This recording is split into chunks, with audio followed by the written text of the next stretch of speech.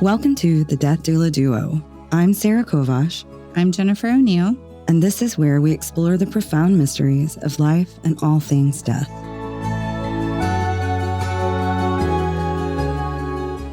Hello. Hello. Hello. Welcome back. And we are here to explore all things death again. And because talking about it helps us to live better. And we have the honor of speaking today with Alison, who knows firsthand the profound impact of death. 4 years ago, she experienced the death of her husband. And since then, she's been navigating the winding path of grief, healing, and rediscovering life. Thank you so much for being here and sharing. Thanks so much for having me. Yeah. So we always like to start out with a little bit of I hate to just say it out loud, but an icebreaker for you. So can you start by telling us a little bit about your husband, who he was and what made him special to you? Oh, man. Yeah. So John Braly was very funny. He was so smart, and he never believed it, but I always told him, you're the smartest guy in the room most of the time, but I know you don't think that. He was an educator and lifelong educator. And I think at some point, probably if he had lived, he would have gotten, passionate enough about education to run for some sort of office. His mom and I were always like, you're going to be superintendent someday. And he and I had known each other since I was 14, as acquaintances. But we re-met in college, and it was one of those things where we saw each other for a little bit, then we started texting, then he started calling me on my landline because I still had a landline at that point.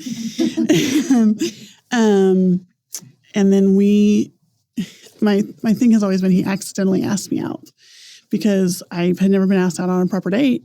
And we were eating lunch in the OU Union one day, and he said, Rent is showing at Rose State. Have you ever seen that? And I said, no. And he said, well, you should go see it. And I said, okay, I will. And I didn't have any idea.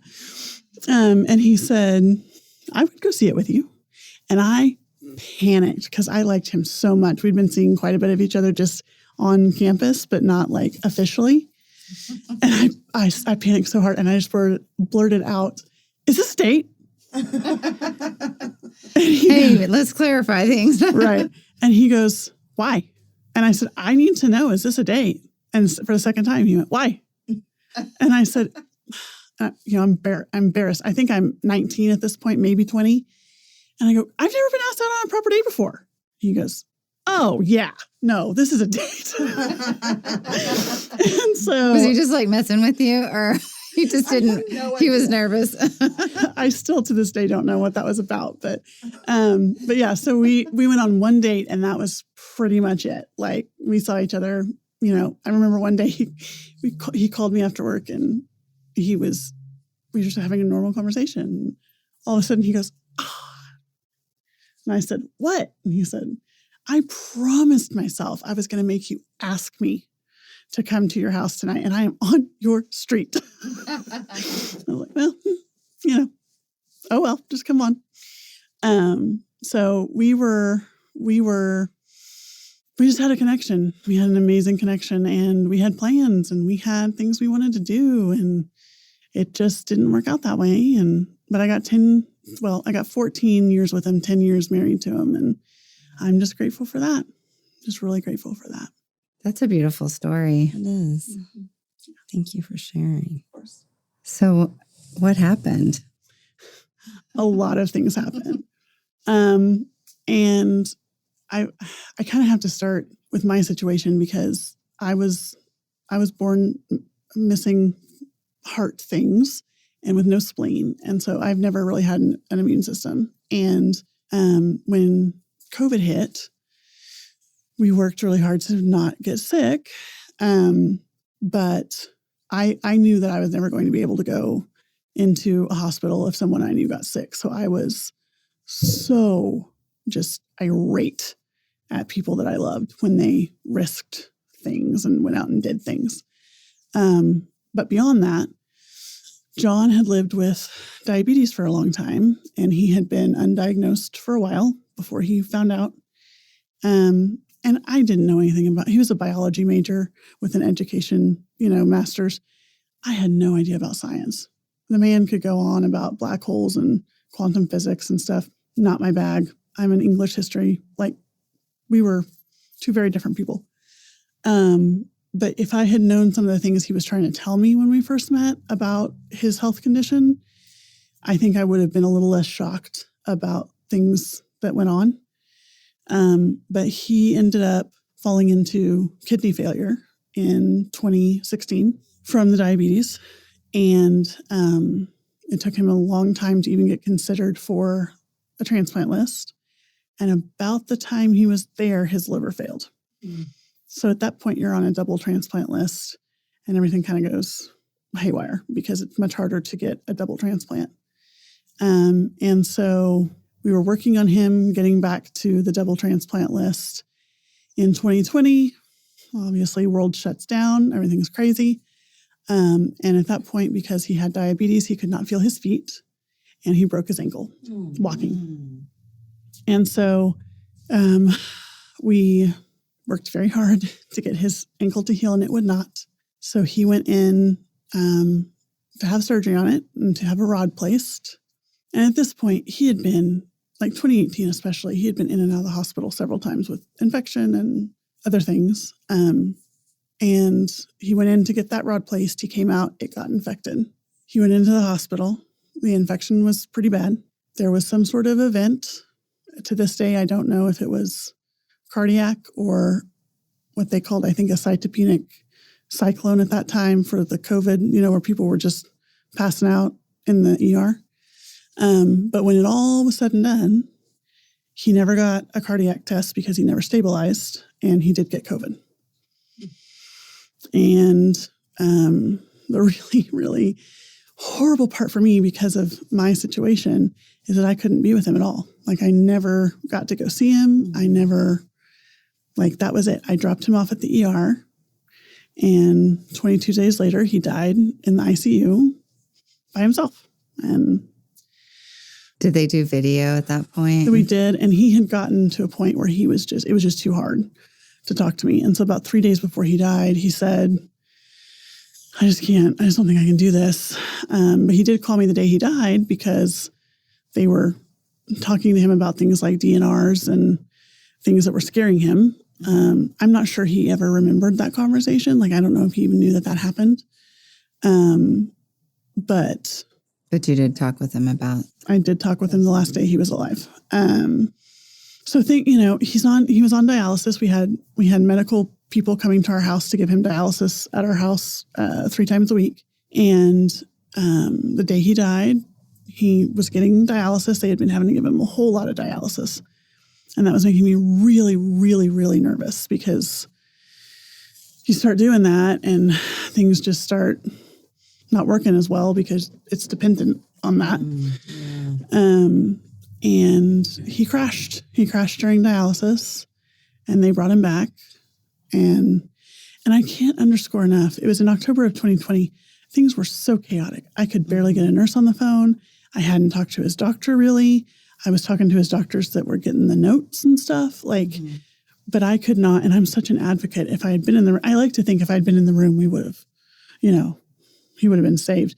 But I also did a couple things that I found out later were in his DNR or his advance directive as no, absolutely, I do not want this. So, but real life happens and, things change. Right. So I guess that he didn't sign the DNR since they revived him. So he did not. And so they brought him back and he was in pretty terrible shape. And his doctor called me and said, if anything gets worse, we're going to have to intubate him. And, they were telling people you go on intubation, you don't come back. Yeah. And so, and I had been updating all of our friends. He had people from all over. He had people from OU. He had people from Woodward, where he was from.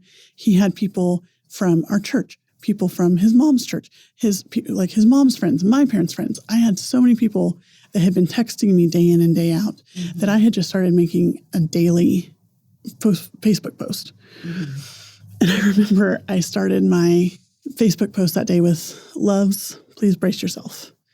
And people commented in it about, "You're over here dealing with this and you're telling us you're worried about us." And I was like, well, I've just been sitting over here with this crazy dog. And it was around it was the day of the ice storm that we had in October of 2020.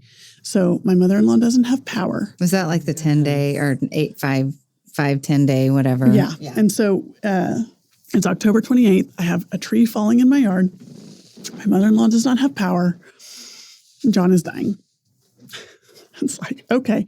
And my joke is, well, if he was going to make an exit, he was going to make an exit. He was going to wait until there was an act of God. And so I posted that, got a few calls. And then I remember I just went in.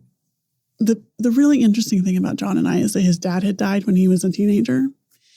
And so he had recognized that if he did not make it, there were certain things he wanted in place. There were certain things he wanted to have said to me.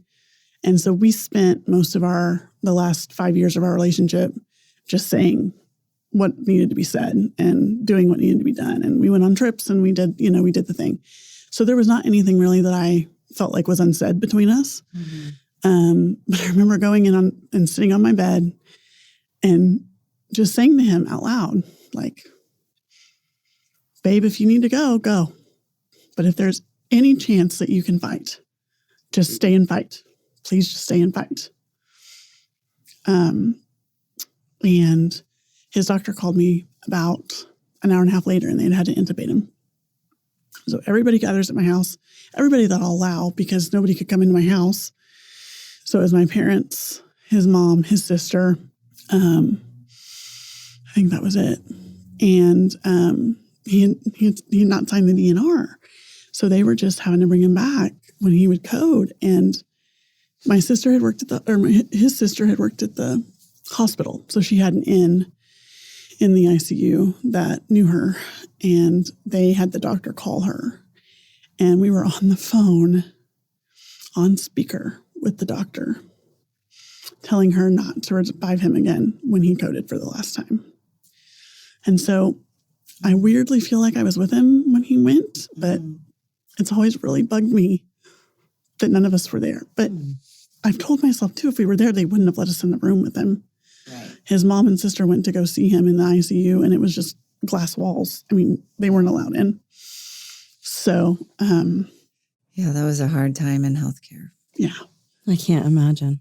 So, that was that. And his mom broke down. Well, my dad broke down first, which. So you guys were all on the phone with the doctor when it happened. So that everyone was there. Yeah. The doctor said he doesn't have, someone yelled at the doctor, "He doesn't have a pulse." And she repeated it loudly, yelled it back, and said, "He doesn't have a pulse." And my dad just lost it. And there are like sounds and things from that time that it took me a really long time to be able to think about without just breaking down. And that was one of them, because my dad is not a crier. He's not one of those people. And I remember we hung up the phone, and about 20 minutes later, the doctor called my sister-in-law, and my sister-in-law was standing in the kitchen, and she said, "He's gone." And I ended up on the floor somehow. Not really sure how that happened. But I remember just laying on my floor, just sobbing, and his mother crying. And my mom was there, but I think she was more worried about me than she was about her. And my sister-in-law is just stoic. She just, nurse. Or something. Yeah, nurse. She just is, we're going to have to take some, fix some problems. Well, I think grief can exhibit as numbness or in different ways with different people. Yeah.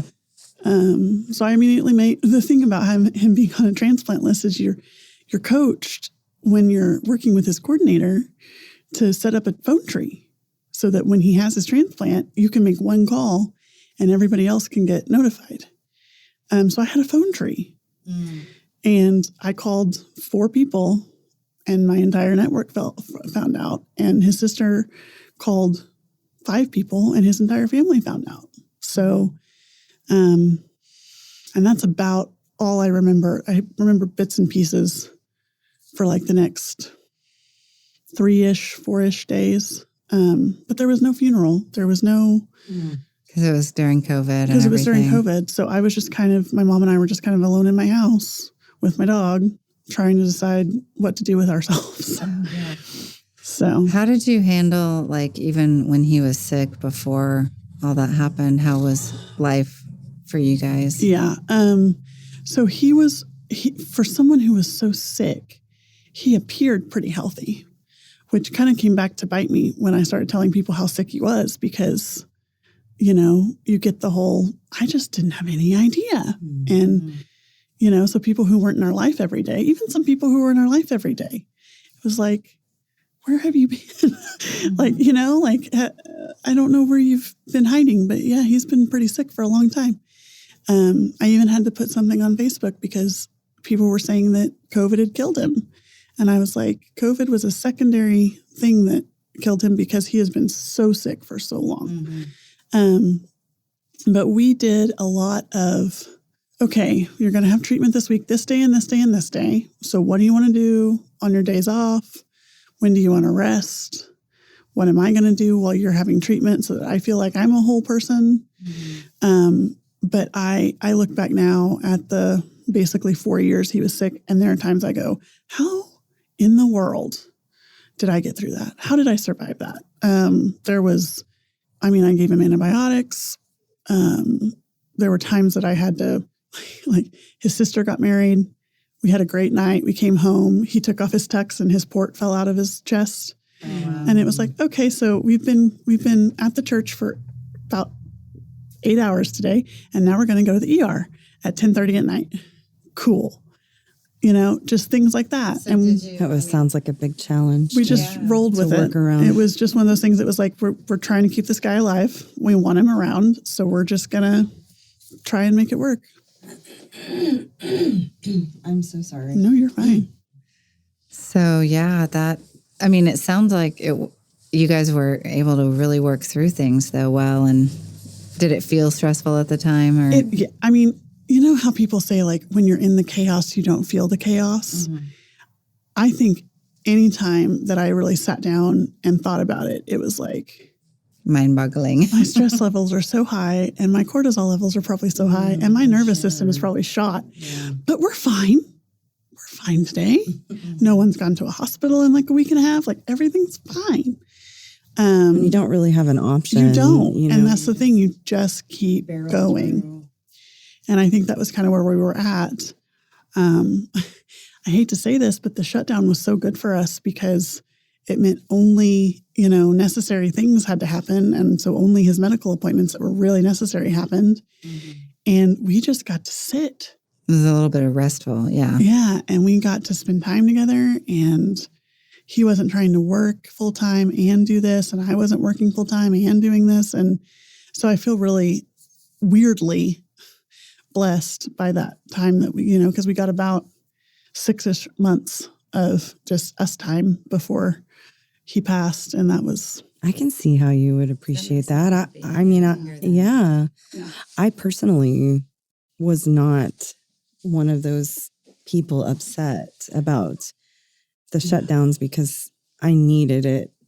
So I can imagine, having that time with him, that was a really special time to have.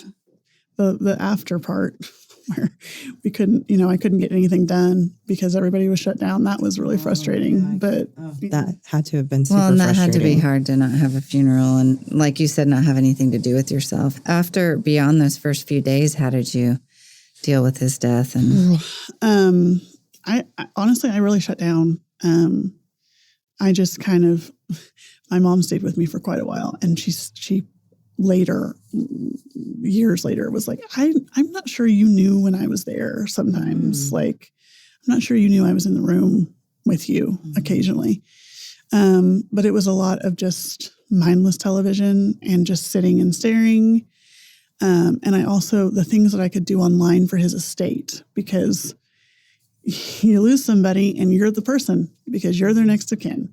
He didn't have a will. So all of that had to be filled out and done. And I had to get death certificates and his ID and my ID and, and you're the person. They can't talk to anyone else. So when they call or when you get another email or when they need a document, you're the person. And I think that's probably one of the hardest aspects of widowhood when you haven't really prepared for it is the business matters of it. It's you. Like you're it. And that is, it wore me out. It really did.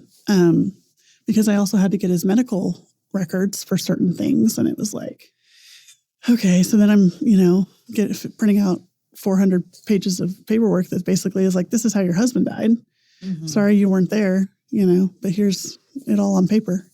Do you feel like the grief process was sort of interrupted or halted because Absolutely. of the way that you weren't able to have a funeral and just the whole process of not 100% getting those normal things that happen? And then having to deal with all the business. Yes. And I still and this might happen to other widows. I don't know, but because of my situation, I've wondered.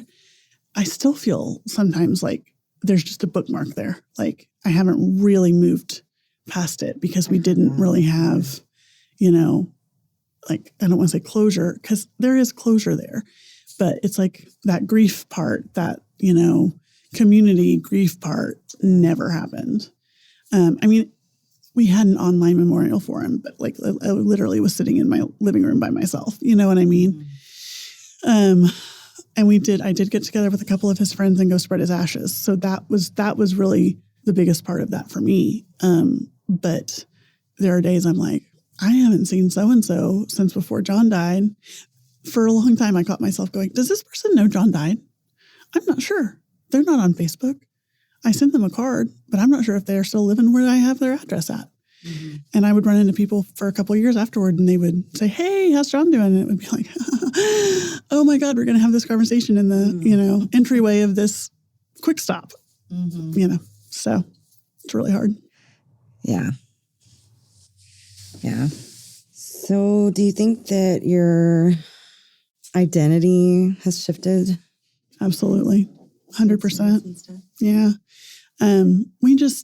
It's interesting. John was really involved in the community because he was an educator and he knew a lot of people. And I'm still in contact with a lot of them and a lot of them are very, very good to me and that's great. But I don't go to the school basketball games and football games and stuff anymore. And I don't go to the elementary school plays and stuff, and that's just one small part of it is there are people that I just don't see anymore. But then I think for everyone that suffers a loss, everything you thought was going to happen with that person is just gone. Right? All of your future plans, And we had plans and we had some plans that around some family stuff that we were concerned about down the line. And now I can't do anything about any of that. It's just, that's just going to have to happen. And we're just going to have to see how that all shakes out. But, John had a plan. John knew exactly how we were going to handle it. And I can't do that now. I just recently sold our house that we lived in because it was just too much. It was just too big of a yard. Couldn't take care of it. Too old of a house. And that was really, really hard. But, you think my husband and I are going to live in this house for at least another, 10, we're probably going to live here for 15 years total. And we're going to do this and he's going to get this job and we're going to buy this house and we're going to, start doing this with our niece and nephew. And we're going to, and it just 2 seconds and it's gone. Your whole way of living is turned upside down. How did that evolve or where did you find strength in finding kind of a new? That's a really good question. Especially if you didn't have the benefit of community, especially at that time. Right. Okay. So I did have some long distance community that was really helpful at the time. I had 3 friends, especially. One was a young widow. She had lost her husband at 29, about 5 years before John died. And she was like on speed dial. It was like, I'm the weirdest stuff. Like, I want to get rid of this undershirt that John hasn't worn in 6 years, but I don't feel like I should. What do I do with it? Do I put it in a box? She'd be like, if you don't feel good about getting rid of it, just put it somewhere and you can make that decision later. Like, so I had her, and then I had 2 friends, one on the East Coast and one on the West Coast, that I could just pretty much text anytime. And they would say, how can I support you? What do you need? They would send me cat memes or, poems or whatever. And then I did a lot of grief reading. There's a lot of really good works out there that I read. The one that I think helped me the most was It's Okay That You're Not Okay. Last name, I can't remember her first name, but the last name is Devine, Devine. And that one was probably the easiest, like the most helpful for me. I also kind of started doing things that we had talked about doing but hadn't because he had been sick. Like I redid a room in the house that he really wanted to have done, and we just didn't get to it because we had too much going on. And then I just really, really leaned on my parents and kind of just became a homebody. And then when I could finally go back to church, I went back to church because his ashes are interred there, and we had his very small familial service there. And I've been there for 30 years. And so that was one of the communities that I felt could sustain me. So I'm glad you had that. I am too, believe me. Do you think that the things that people said and did were helpful? Some were. There were some things that were said that were really helpful. There were some things that were said that I literally thought, did you hear yourself say that out loud? One of the things I got a lot from the more traditional spiritual people was God has a plan for him. And I felt horrible, but the first thing that came to my head is, well, I'm not sure that plan worked out because he's dead. Yeah, that one always kills me. I'm like a very progressive Episcopalian, and I understand, like I have a relationship with God, but like you bring me that and I'm just like, can we just not talk about God's plans? I love that you're sharing like what is not okay to say. Is there anything else? So the other one that I got a lot was, I just can't imagine.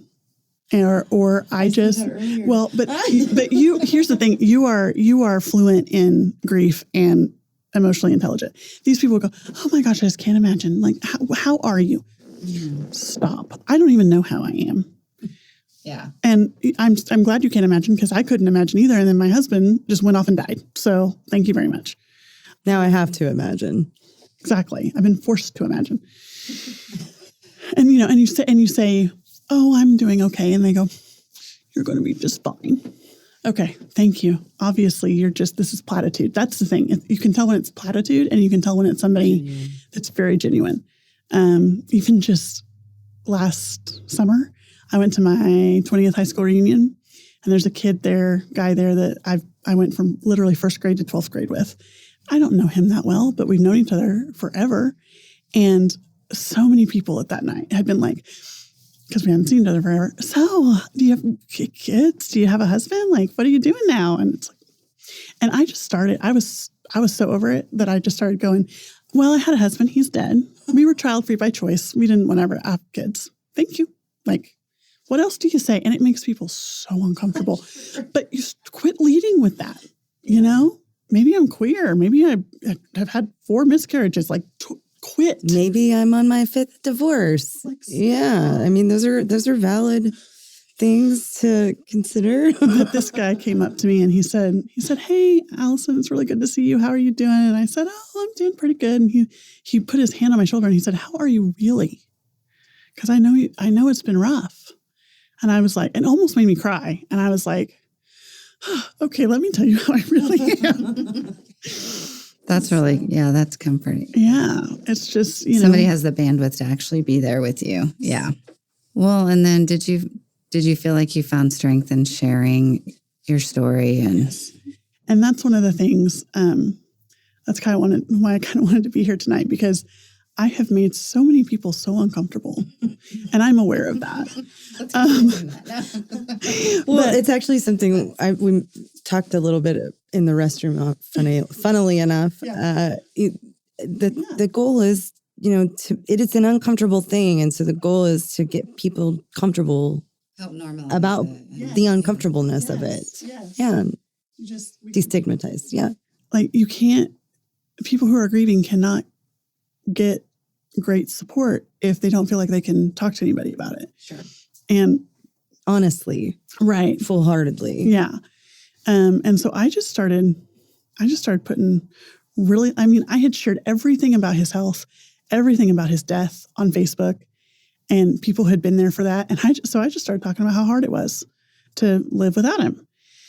And, it's going to be 5 years in October, and I've gone through I hate this and I don't want to be here, and why did he have to die, to the things are a little bit better, but I had a really great day today and I came home and realized I couldn't tell John about it. And now everything sucks and I'm eating ice cream at 10 p.m.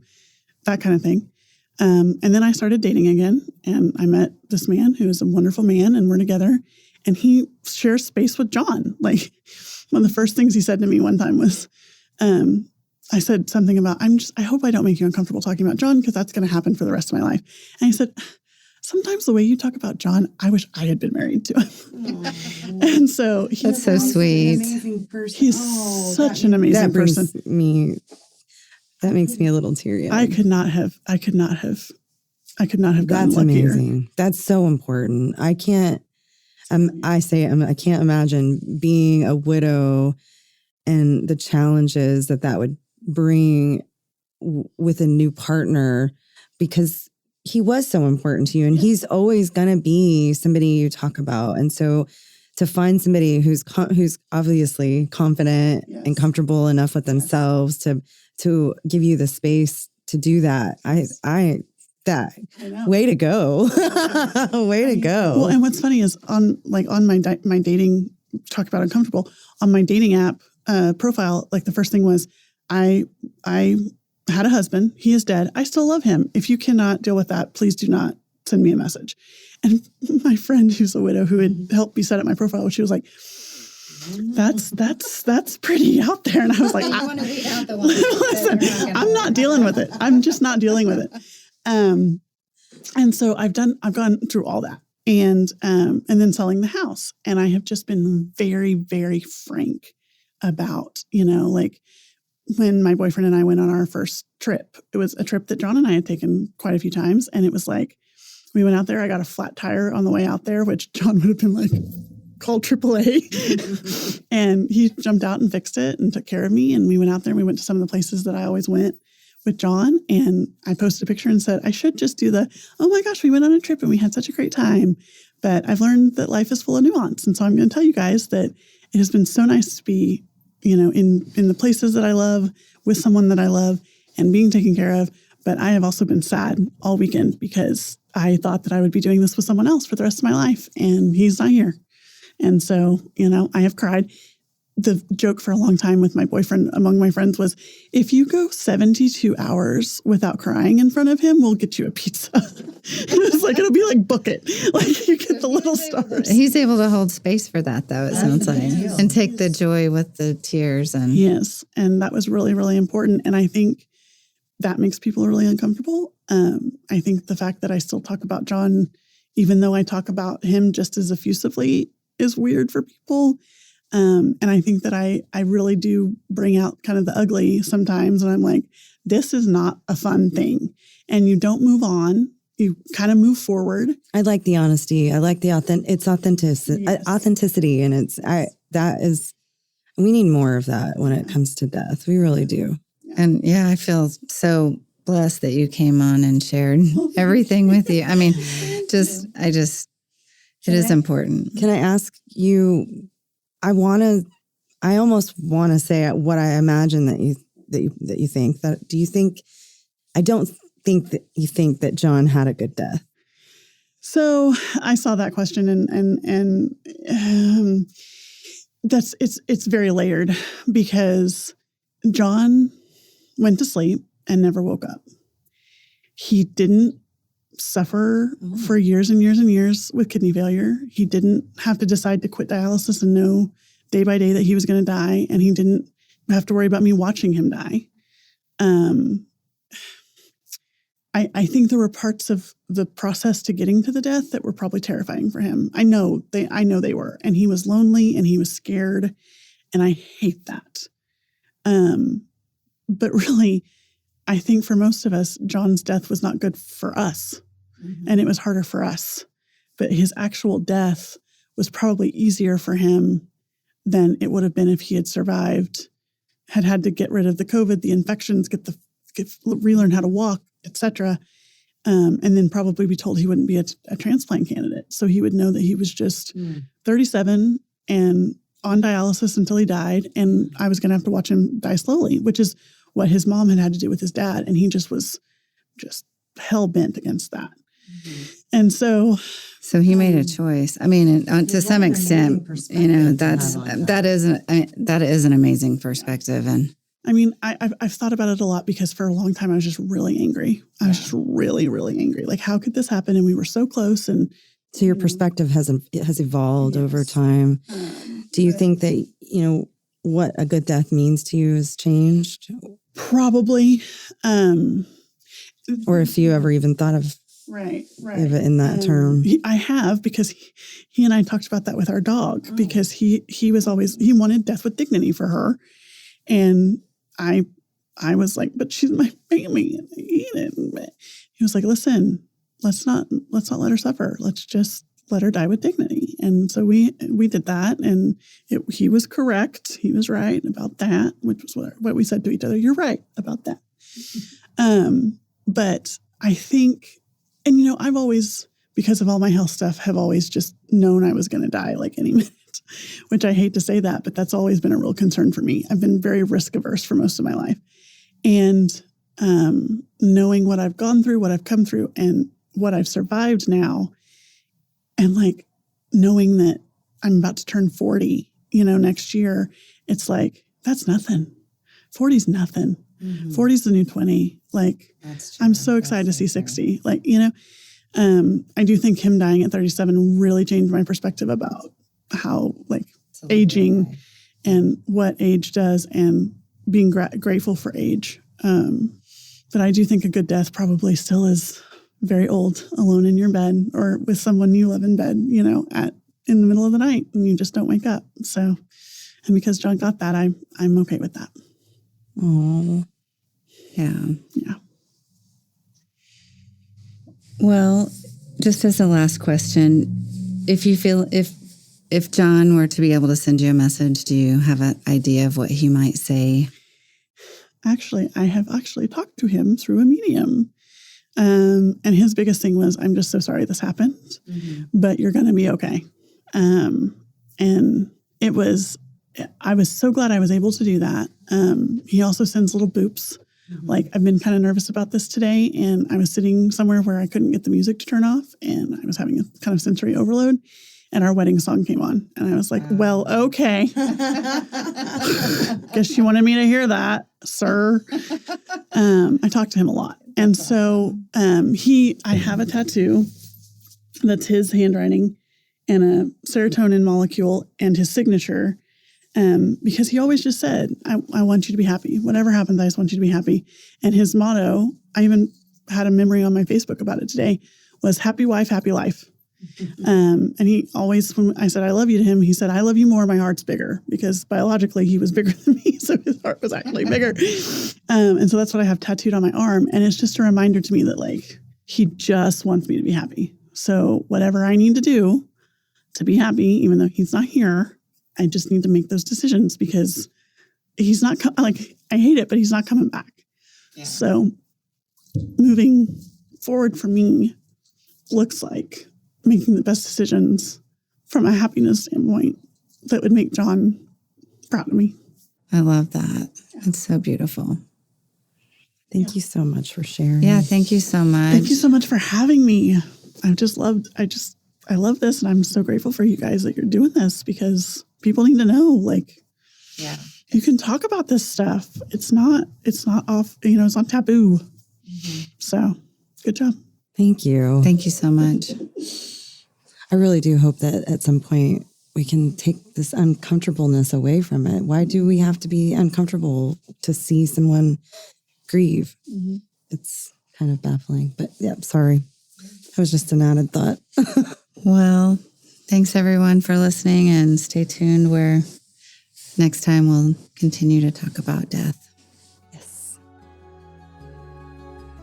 Thank you for joining us as we journey through life's most enigmatic reality. I'm Jennifer O'Neill. And I'm Sarah Kovash. And we are The Death Doula Duo. The Death Doula Duo is brought to you by the Possibilities podcast platform. If you have comments, suggestions, or would like to be on the show, please email us at thedeathdouladuo@gmail.com. Until next time, may all your discussions about death be lively.